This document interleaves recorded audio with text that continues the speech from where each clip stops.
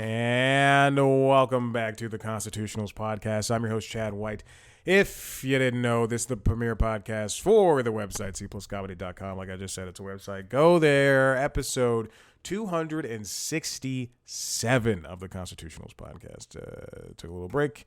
Now we're back talking about whatever's going on in the world of things. So here's the thought. I had roughly like 4 episodes of the show planned out, and then weeks would pass by, and I would go, all right, well, I guess I'll do it next. I guess I'll do it, and I never did it. And then but I never changed the list, so I just kept adding on to it. So there were, I don't know, like in my Notion, the Notion is where I keep track of this stuff. I had like, let's say, like 20 lines of stories, and I just went, well, toss it out, move that to news time, toss it out. Which news time is coming back at some point, but let's get on to the stories so I can go do something else that's not recording this stupid show. All right. This one comes from Billboard. Oh, jeez Louise. It's a Billboard Pro article, and now I got to go behind the paywall. I'm freaking get a thing. God. Okay, let's do another one for now. Let's talk about streaming services. Actually, no. Let's talk about Drew Barrymore. So if you didn't hear, we are back from the... Hey, come here.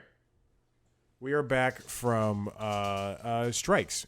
The writer strikes have been is over, and now we are back and enjoying the world of late night again. I just recorded Late Night Lately. Fantastic. I did definitely just talk about this story kind of, but I want to now I can talk about it a little bit more in form over here. So this comes from Variety, written by Elizabeth Wagmeister. Drew Barrymore had a simpler way out of this mess. Daytime hosts could lose their shows if they don't work during the strike. Now, if you don't know, a couple of weeks ago, before the strike officially ended, Drew Barrymore, sure, people like Drew Barrymore, Bill Maher, which we'll get to him in a second. I think Sherry Shepherd and some other, and The Talk and things, and shows like that, Kelly and Mark, they were all going to come back. Because 4 out of the last 5 of them I just named, except for Bill Maher, are all daytime shows, technically. So The Talk, I don't believe, uses writers, whereas, and I don't think Kelly and Mark do, but don't quote me on that. Whereas Drew's show, the Drew Barrymore show, does. And in fact, I've met one of the writers before. I was in a tiny little, not workshop, but organization. Maverick, come here, buddy. He's in trouble. I'll give you the short of it because I gave the story on the last 2. No, you're not going to get on his chair. Oh my God, this happened again. What is going on? Okay, something happened. All right, okay, hold on. Let me give this first part of this thing. This is insane. If you're watching the video, I don't know if you saw this, but a thought bubble with a thumbs up emoji just popped up right next to my head. I was recording LinkedIn logs, and that same thing happened. I don't know what that is. I don't know if it's an OBS thing. I'm recording now in OBS. For the past couple of episodes, I've been recording in Zoom because OBS was not working on the M1 chips for some reason for Mac. And anyway, Maverick, stop. But the Maverick, come here, Maverick, come here, sit. But the thumbs up thing just popped up, and like I just don't know how to replicate what do I just give it a thumbs up? Do I just like this? Okay, all right, whatever. Anyway, it popped up as Maverick was swatting at my leg because he wanted to come up. He's in trouble because I went to go wash this is the third time I'm telling this story. I came home from work, took him out to pee, left him out of his crate because he's been locked up all day. Went to go wash my car, which is downstairs. And Maverick, hey, Maverick, come here. Maverick, come here. Went to go, hey, stop, sit, lay down. Went to go wash my car downstairs. And I was gone for 20, 30 minutes. Came back upstairs, and he had destroyed a boxing glove and a training mask, elevation mask, which is what I use. I swear to God, if he presses on that thing one more time, if he squeaks one more time, I'm recording the most listened to podcast. Literally every single time. Oh my God.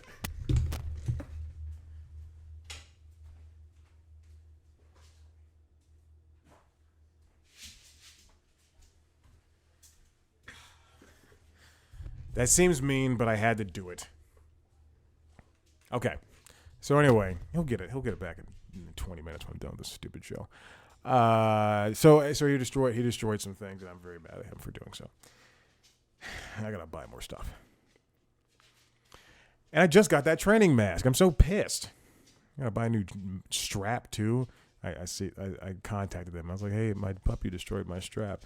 Do you still have them for sale? Like, hoping that they would be like, you can have one for free. But no, they were like, nah, here's the $7. Okay, so anyway, what was I talking about? Oh, so Drew Barrymore's show is, hey, off the couch. Come here, Maverick. Come here, buddy. Jesus Christ, he has the most energy in the world right now.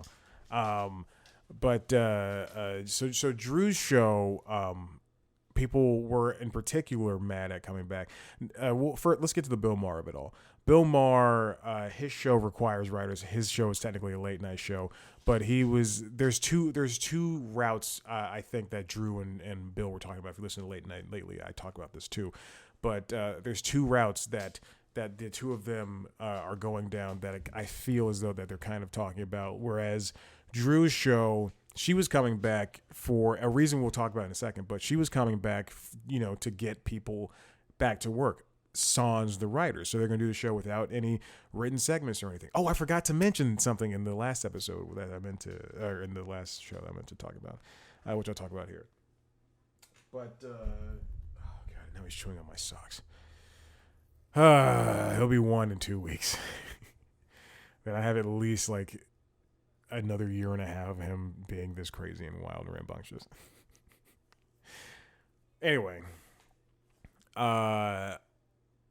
but it's oh God, the video slowed down. Oof, drop frame rates. So Drew like was coming back to help people, have jobs, and then Bill Maher essentially was coming back out of his own hubris, and that's what it felt like, and it felt like he was kind of reluctant to shut everything down. And Drew, she came out and said, "Hey, we're gonna come back," and then people, I think, unfairly attacked her in such a way that it just really put her in a bad place. And then she put out another video where she's like, "Hey, we're not going to come back. I'm sorry. I understand. I hear what you guys are saying." And people still like kind of attacked her. And then this is what I forgot to mention in Late Night Lately. Her writers, her 3 head writers just didn't come back to the show at all.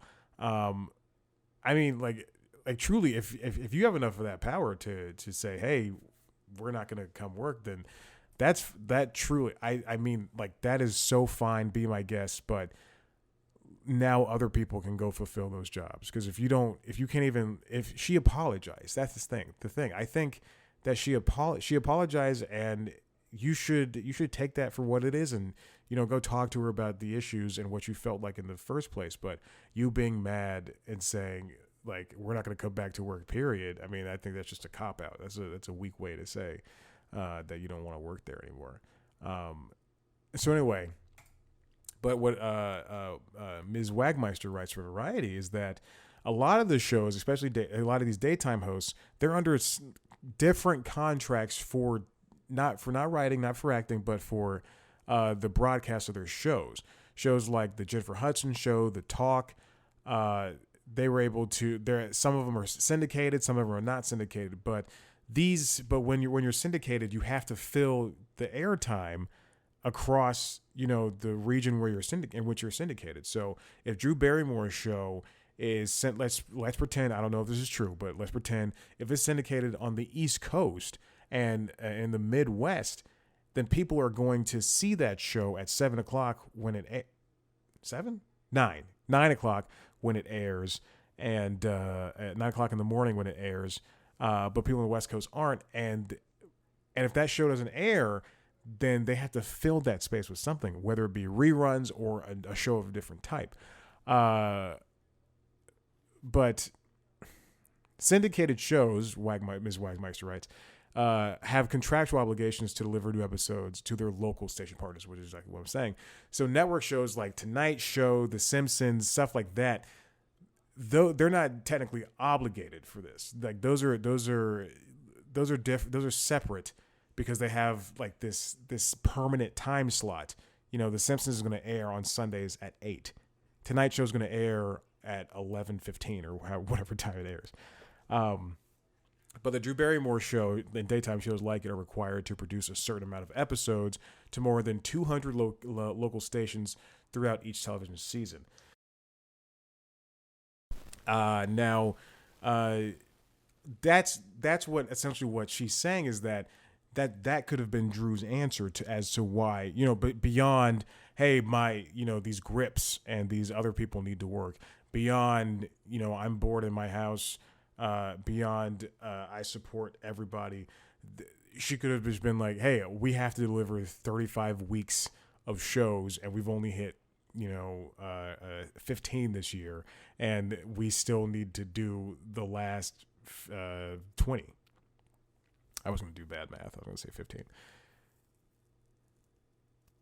But now they're going to have to, work their butts off in order to put these shows out and stuff like that. But I mean, I wouldn't say like there's layers to all of this. Obviously, I fully agree with the writers and everything, except for those 3 that walked off the job. I don't think that was a smart move. But any form of writing, a lot of WJ members, Ms. Wagmeister writes, even notes written by producers are a violation. Which makes sense. I mean, if you listen to the Doughboys podcast for the past couple of months, you would have heard the host, one of the hosts of the show, who usually writes a blurb at the top of the show. He didn't write a blurb. He didn't write blurbs at all. And then on the other hand, I don't know. It's just attacking Drew like she was like David Zaslav or somebody. I mean, come on. What did she do? What did she do in the end? Anyway, I like Drew Barrymore. I don't think she deserved all that major hate that she was getting. I mean, the same people that probably did that probably liked Barbie. Okay, I've been looking in the interim of me talking. I've been pulling some double duty and trying to find the same website that I use to get behind paywalls, and I cannot find it. Oh, you know what I think it's called? I think it's called this. Yes, that's exactly what it's called. Okay. Whew, man, oh man. But we're not going to talk about that. Actually, yeah, we are going to talk about that if this loads up the exact way I need it to. Oh, thank God. Maybe don't have paywalls for very bad articles. They're not very bad. I want to say this. This is written by Elias Light over at Billboard Pro. Why did some of Sony's new music releases struggle to get on TikTok? TikTok take out the fact that there's music you can make or break careers on there. It is the biggest platform in the world right now, and for a lot of these short form things, music is very, very important.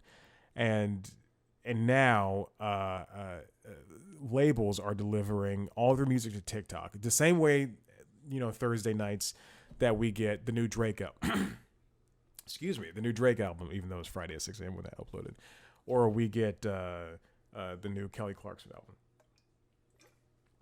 or Paramore, or Taylor Swift, or Beyonce, U2 record, whatever. On September 22nd, things began to go wrong with what's ordinarily a relatively seamless operation. 5 executives, all affiliated with Sony Music or managers with artists in the Sony Music ecosystem, told Billboard that they encountered problems getting their music on TikTok. The issues included some songs' delivery was temporarily delayed, some never made it, some temporarily faced copyright takedowns, even though they were legitimate major label releases that didn't infringe on the works of others. 2 sources were told by Sony Music that even Bad Bunny's new single, Un Preview, distributed by The Orchard, which Sony owns, was initially available on all streaming services when it came out on September 25th, but on TikTok. TikTok, again, is not a streaming service. But these issues are a very big problem, because if you can reach 1 billion people, I don't know how many people use TikTok, but if you can reach hundreds of millions of people, and if someone can hear Bad Bunny's Un Preview on TikTok, even if it's just a snippet, then that person has a bigger chance of listening to it, going to a streaming service, playing that, or playing it over and over again on TikTok, playing it on a streaming service, listening to it on the radio, buying the song, or going to the concert because they heard it on TikTok. TikTok said that there was a quote, due to an internal error, we inadvertently restricted explicit tracks from TikTok globally. That was back in 2019. But the problems that came with the last set from Sony in particular are very, very interesting indeed. Sony Music was in the process of negotiating a new deal with the ByteDance-owned company, according to multiple sources. And Sony Music executives told at least two people that they believe sudden problems with getting music onto TikTok were linked to the ongoing negotiations. So was it like back in 2019? Was it a TikTok issue, or was it an issue with contracts? TikTok has a lot of power when it comes to being who they are now. I mean, TikTok, again, let's take this back to the streaming world. Like Netflix, they don't have to tell numbers. They can just say, hey, you guys are doing great. We have this much money, and you should believe us. That's why we're the best. But if you're going to give, if there's this situation of you're negotiating a contract, and there's suddenly the company you're negotiating with is having issues, then the problem really does look like it is you are doing something to do this. I mean, this is what happens when you have monopolies. This is why it stinks when Elon Musk says, and I don't use as a non-Twitter user, but it stinks when Elon Musk is like, we're going to charge people to use Twitter, and we're going to let all the bad people back on, and we're going to and just keep adding on things that just don't make sense in the end. We're going to charge you for a blue check. We're going to change it to X, which is not really the same thing, but yeah.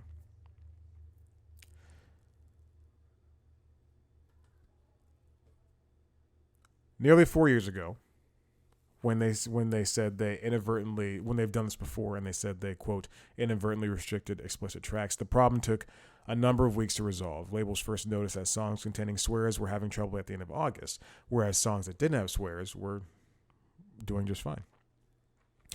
And that in October of that year, in 2019, before a TikTok rep said the company was, quote, it was October, so that's a couple months. The company was, quote, finally able to notify labels of the full restoration of affected tracks. But now, the various issues experienced by Sony Music affiliates in September were fixed far more quickly. So where does that put TikTok in that kind of world? All right, let's talk about these other things. The rest of this is going to involve rearranging the stories, streaming services. So I'll kind of mix these up into almost one story. Not one story, but the rest of the time we have here together. Todd Spangler over at Variety. He writes, Max is number one streamer for overall satisfaction, while Netflix falls to 6th place. This is from a survey from the Whip Media's 2023 Satisfaction Report. So take it as you will. I've never heard of Whip Media. They topped Max, which was then HBO Max at that point last year, topped Whip Media's study in 2022, even though it fell 6 points to 88% from 94% within the last year. Hulu was number 2, Disney Plus number 3. Whip Media, an entertainment data and analytics provider, compiled the weighted rankings based on a survey in 2011 adults. Should have done 2023. Netflix was second overall in 2021, then dropped to 4th in 2022, and now it's in 6th in 2023. Even though people will not really cancel Netflix. I mean, look at me. I think the last time I canceled was, let's see, I've had it since high school. We were off it for a little bit. Then we got back on because I wanted DVDs, and I think the Blockbuster near us closed. Yeah, so I think I've had it for I've had Hulu the longest. When it was free. God, I miss those days. But probably like, 15 plus years, maybe. How old am I? 30? So that means, I definitely had it. I definitely had Netflix longer than 15 years. Wow. I would venture to say since I was 12 or 13, maybe. Yeah. I remember like getting DVDs in the mail for the first time. Man. Anyway. Overall, WIT Media's 2023 survey found that satisfaction among the top-tier streaming platforms is on a decline, while mid-tier services, top tier is Netflix, Disney Plus, Max. Mid-tier is like Apple Plus, Apple TV Plus, Hulu, Peacock, Prime Video, and Paramount Plus, rose in overall satisfaction due to improvements in content quality, variety, and product value. So if you're looking in terms of the numbers in the rankings right now, it goes Max, Hulu, Disney Plus, Apple TV Plus, Paramount Plus, Netflix, Prime Video, and Peacock, which has surged ahead, which is insane. Like if you look, Peacock in 2021 was 62%, then it grew to 68%, and now it's at 74%. The satisfaction rate is very increasing for Peacock. Good for them. I think the local news bump really did it for them. Where if you paid $10 a month, I think you get local news. Also, I truly 2 weeks ago, my Peacock was set to end. I had a year subscription for $20 last year, and it was set to end, and I was ready to go cancel it. And then that day I looked at it, and it was like, hey, $20 for another year. And like, it didn't ask. It just said $20 for another year, $20 for another year, stay. And I went, oh, okay. So now I still have Peacock, which is great. But they got rid of Law and Order Vanilla for some reason. And I still had like 6 episodes left in that season of the last season that just aired. I like to watch them all in order. All in Order, Law and Order. That's the name of the episode. Additional survey findings, Max also leads in satisfaction subscription for the quality of original content, variety of original content, and perceived value for the service. Now, Max most recently, and I'm not saying this because I worked there, they have surprised me, even though I knew this was coming ahead of time.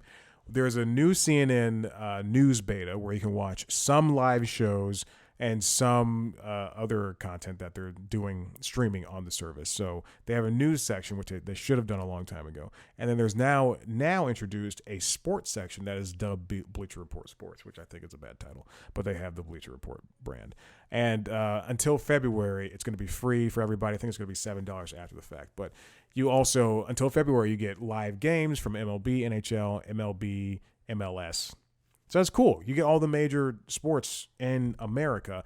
I think Max, in terms of variety and things that they offer, and even though I hate that the company removes shows and movies all the time, I think it's so great to have sports and news, because that is what is keeping people from leaving cable, is that they don't have access to sports. So now, if you have ESPN Plus and if you have Max, you're going to be able to watch all the sports you want to watch. And if you and Apple TV, because you got the MLS thing on there, and then Paramount Plus, because then and Peacock, you got soccer on both of those. I think that's fantastic. I love it. Who's going to Prime Video? I'm watching Gen V, then I'm turning it off. It's $15 a month, baby. But now let's move on to this other one from Joe Otterson at Variety. Which streaming service cancels TV series at the highest rate? This new study sets the record straight.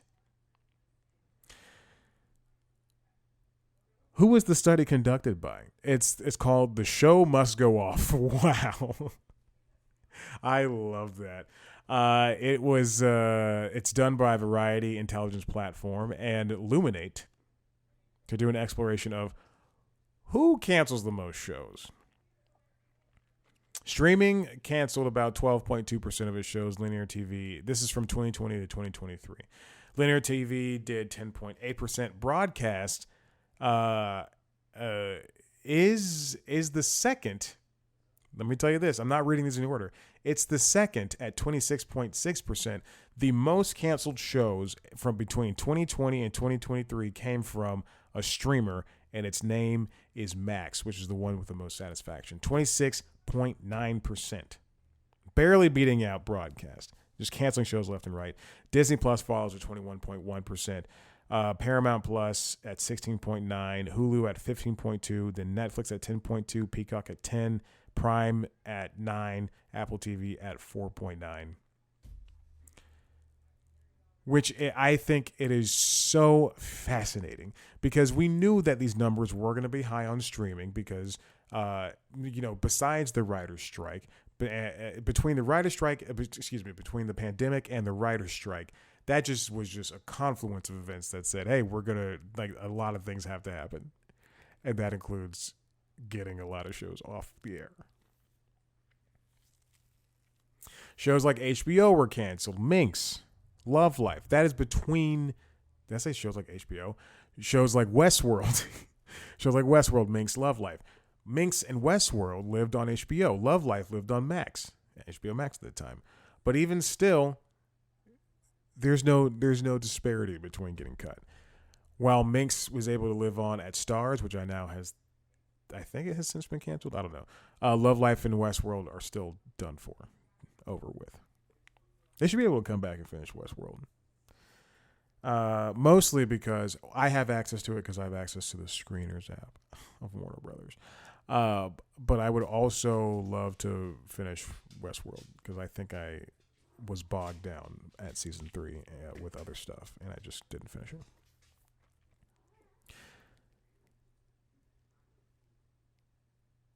Now that we know which shows cancel which, they have a nifty, I can't read the report. Never mind. Now, continuing on off of that, we've got, the little cat's rubbing her head. This comes from Hollywood Reporter. Winston Cho writes, does Disney's management of Hulu and ESPN violate antitrust laws? A judge weighs in. We're in this age of antitrust. Hulu is owned by Disney. Disney is trying to buy out Comcast's percentage points of Hulu. At one point, Hulu was owned by Fox Broadcasting, Comcast, Disney, and NBC. And then, that is Comcast. So it was owned by 3 companies, and they were all putting their shows on there. And then now they want their own streaming services. And now Disney's trying to get Hulu. Probably at some point, these kids are just defying me. Nova, get off the table. Hey. Okay, it's whatever. Who cares? But now there's a proposed class action that took aim against Disney's ownership of Hulu and also ESPN, which is cable's most expensive channel controlled by Disney that's widely regarded as a driver of price hikes for consumers over the past decades. And by price hikes, they mean things for like cable. A federal judge found that the company must face allegations in said lawsuits. It's not a lawsuit. The lawsuit was filed last year by YouTube TV subscribers because the short of it is that YouTube TV and Hulu with Live TV and other streaming cable platforms have had their prices bolstered and boosted because of what these YouTube TV subscribers say is Disney doing that. They said since Disney acquired a majority stake in Hulu in 2019, prices for live streaming pay TV have shot up, according to the complaint, which noted that the trend was led by Hulu with Live TV at that point in time, which makes sense because I remember at that time Hulu went up and then it kind of opened the door for YouTube TV to go up. And my friend and I, as we split YouTube TV, every time they go up, we're like, ugh, do we really want to pay, $35 or $33 each or $35 each? I think that's what it is. The thrust of the claims were focused on inflated prices passed on to consumers through contractual agreements with competitors. By that, they mean for a company like Viacom, I think they require $10 per head in order to put BET and VH1 and MTV on your cable provider. Which is what I'm going to refer to these as from now on. I think they call it streaming pay TV. I'm just going to say cable, whatever. Internet cable. And so yeah, so that's what they're doing. Mandating them to carry ESPN as part of the cheapest bundle they offer, and the imposition of so-called most favored nation clauses, which ensure that ESPN affiliates' fees negotiated with any given competitor represent an industry-wide price floor, which means that the same prices you paid to watch the Mets on Monday Night Baseball in New York would be the same prices you paid to watch them in the middle of Iowa, in a small town Iowa. While a judge said that these terms could harm consumers, it was noted that they likely don't constitute violations of antitrust law, since they do, quote, not state a cognizable injury to competition. However, Disney's infrastructure is concluded and agreements have produced barriers to entry to support plaintiffs' claims. To enter live streaming pay TV market, a company must enter into enough carriage agreements with cable providers to secure a critical mass of channels. In that scenario, Disney would be incentivized not to do business with that firm, since doing so would undercut its position in the market, according to the order. So the question isn't, does Disney have to stand up to this? Do they have to pay attention to it? I think in the end, it is what are they going to say, and how will they skirt around it? Let's take a step back, look at Apple. Apple didn't want to do USB-C on their products. And then slowly but surely over the past couple of years, I'm pointing to my iPad, USB-C on my iPad Pro, and then subsequently the iPad Air, and then USB-C on the Mac products, which I have an M1 Mac Mini over here. Whereas, I have this Lenovo Yoga 900 from, I don't know, 6 or 7 or 8 years ago, and even though it's broken right here, you can see a USB-C port right there. And I mean, look how old this thing is. This is the second generation Yoga, I believe.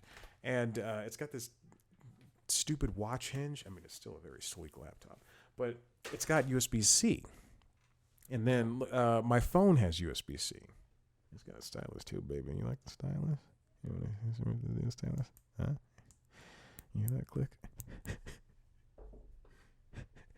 And then my mouse and my keyboard both have USB-C. We're moving towards a one cable future, but Apple didn't want to do that. So for a lot of their products, like the Power Beats Pros, which I have to charge with Lightning. And then iPhones for the longest time still had Lightning. And then the EU passed this legislation that said, hey, let's just do one thing to combat e-waste. And then Apple was trying to get around that. But in the end, they had to. They add a USB-C, and people were acting like it's the... Like if you're like a technology fan, you're like, this is good because USB-C is great. And then if you don't know technology, like I do work with, there was an anchor at CNN where I currently work, and they were complaining about, this is getting so specific, but they were complaining about, they got the new iPhone 15, and then this person was like, there's no cable there's only a cable in the box, there's no brick. So I had to go buy a brick. Like, it's ridiculous. Like USB-C, who uses this? And I was sitting over there with a USB-C battery charging my iPad and my phone going, it's me, baby. I'm your worst nightmare. So this competition thing, it's the same thing people are saying about Microsoft and Blizzard. Microsoft buying Blizzard, and then people, PlayStation people being mostly PlayStation itself, the company, being concerned that they're not going to get Call of Duty anymore, or the next game, Starfield. Even like that's kind of true, but Starfield will be on PS5 at some point. But it, like that concern that there's going to be this monopoly of TV, of cable things. I think in order for that to happen, a large part of that, a large swath, has to be that people subscribe to Hulu of live TV.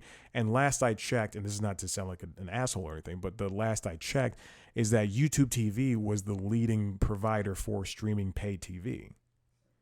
So that would there would have to be a real threat from Hulu of live TV, which I'm not saying that they're not number two, because they probably are, but then the next thing of that is, has Disney been bullying people with ESPN, saying we're the number one sports network? And they are.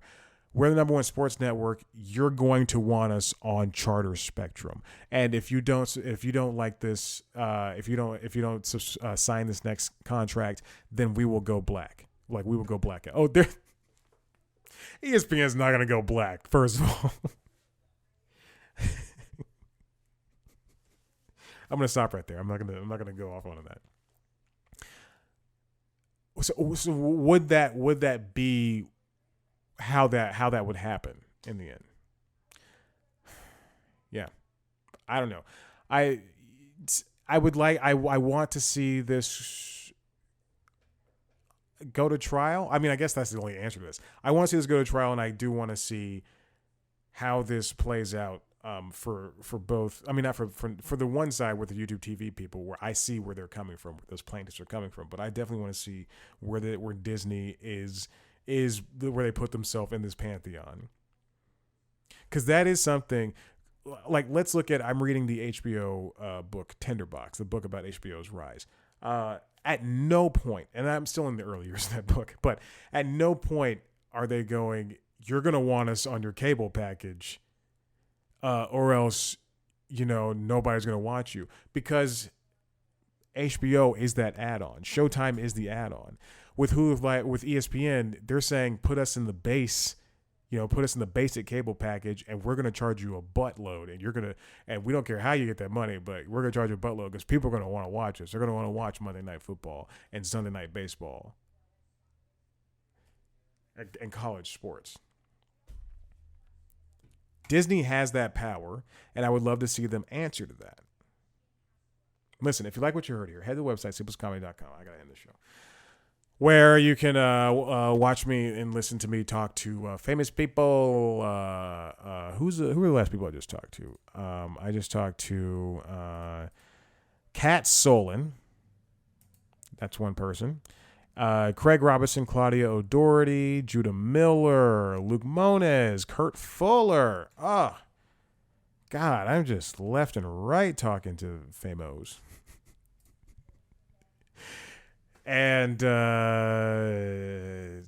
want to see a video version of the show, youtube.com/comedy. You can follow us on social media, TikTok, Facebook, Twitter, Instagram, at Chad Black White, at C Plus Comedy. Rate, review, subscribe. Tell your friends about it. And this is the end of the episode. I'm going. Bye.